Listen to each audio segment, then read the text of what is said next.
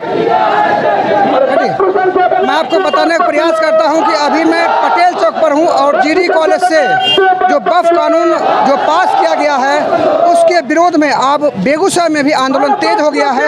और हमारे साथ जो कह सकते हैं कि पूर्व विधायक हमारे साथ मौजूद है और सर से जानने का प्रयास करेंगे कि आखिर जो है ये आंदोलन क्यों हो रहा है और क्या इस आंदोलन का कुछ सामने चीज़ निकल के आने वाला है।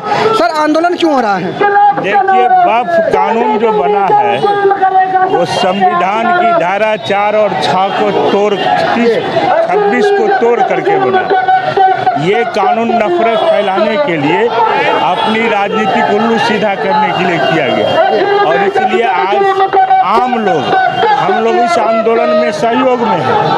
हम लोग प्रदर्शन, लेकिन आम नौजवान उतर रहे हैं मैदान में और उनको बरगलाने की जो चेष्टा की जा रही है कि गरीब मुसलमानों को हम इसमें लाभ मिलेगा, बिल्कुल झूठ। ये सिर्फ राजनीतिक जो लाभ है उसके लिए ध्रुवीकरण कैसे हो, इसके लिए एक राजनीतिक खेल खेला गया है। और बिहार में जो सेकुलर पार्टी खास करके जदयू है उनके कद को छोटा करने के लिए किया गया है। दुर्भाग्य है बिहार के माननीय मुख्यमंत्री नीतीश कुमार उसके साथ चले गए।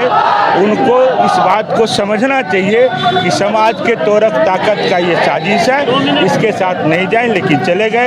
ये दुर्भाग्य की बात है। हम लोग इसका पुरजोर विरोध में हैं और आज देख रहे हैं कि सड़क पर लोग उतर रहे हैं। न केवल यहाँ, सब जगह हम लोग उनके साथ खड़े हैं और इस बिल को वापस लेना ही पड़ेगा सरकार को, ये हम लोग मानते हैं। तो आप मानते हैं कि जो बिल पास किया गया है वो किसी भी तरह से ये जो है इन लोगों के सपोर्ट में नहीं है? नहीं, किसी कीमत पर सपोर्ट में नहीं है, बल्कि ये स्वतंत्रता, धार्मिक स्वतंत्रता पर हमला है, देश के संविधान पर हमला है। ये कभी भी किसी कीमत पर मुस्लिमों के हित में नहीं, किसी समाज के हित में नहीं। इसके बाद देखिएगा और भी कई तरह के संविधान विरोधी काम होंगे, दलितों पर हमला होंगे, दूसरे समुदाय पर हमला होंगे और ये सबके अधिकार छीन के सरकार अपनी मुट्ठी में करना चाहता है। इससे गरीबों को कोई लाभ नहीं है। तो क्या लगता है सर, ये बिल जो पास किया गया ये वापस हो पाएगा?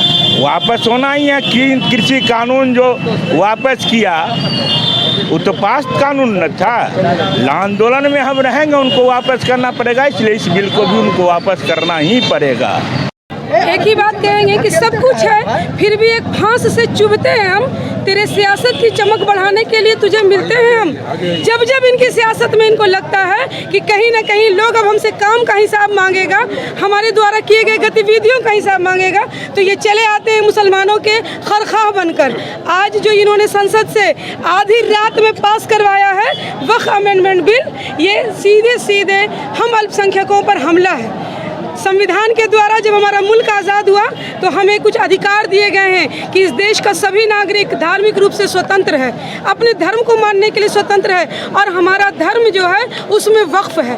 वक्फ वो संपत्ति होती है जो अल्लाह की राह में दान कर दी जाती है, चैरिटी के लिए, जिसमें हमारे कब्रिस्तान हैं, मदरसे हैं, मस्जिदें हैं, हॉस्पिटल्स हैं, बड़ी बड़ी यूनिवर्सिटियां बनी हुई हैं, यतीम खाने हैं जिसमें लोगों को तालीम मिलती है, इलाज मिलता है। और हमारे जो पूर्वज हैं उन्होंने क्या सोचकर वक्फ किया था? यही ना, ताकि हमें दूसरों की राह ना देखनी पड़े।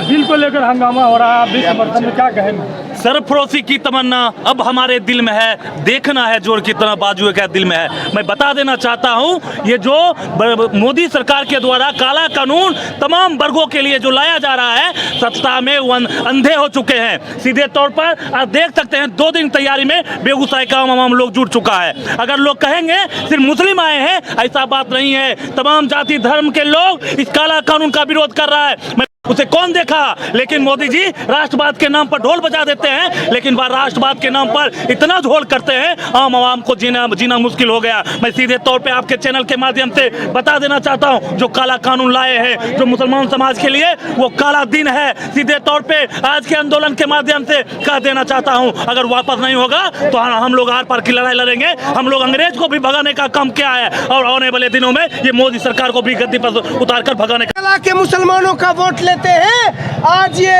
2 दिन की तैयारी में इतने अल्पसंख्यक वर्ग यहाँ पर उपस्थित हुए हैं इस बात को लेकर कि काला कानून निश्चित तौर पर वापस लेना चाहिए। काला कानून इस देश के अल्पसंख्यकों के लिए घातक है। आपको पता होगा कि 2014 के बाद जब मोदी जी आए तो सबसे पहले मोदी जी ने दलितों के विरोध में कानून लाया। सत्ता में आकर सत्ता के बल पर इस देश के संविधान को तार तार करने की कोशिश की जा रही है।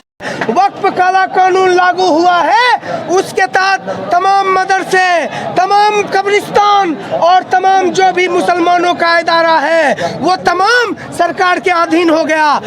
वक्फ कानून के खिलाफ ये प्रदर्शन है और पूरे बिहार के अंदर में 12 और 13 तारीख को हमने भारत सरकार के अंदर जो राज्यसभा और लोकसभा में भारतीय जनता पार्टी ने गलत किस्म से जो कानून को पास किया वो उसके खिलाफ आज ये प्रतिरोध है।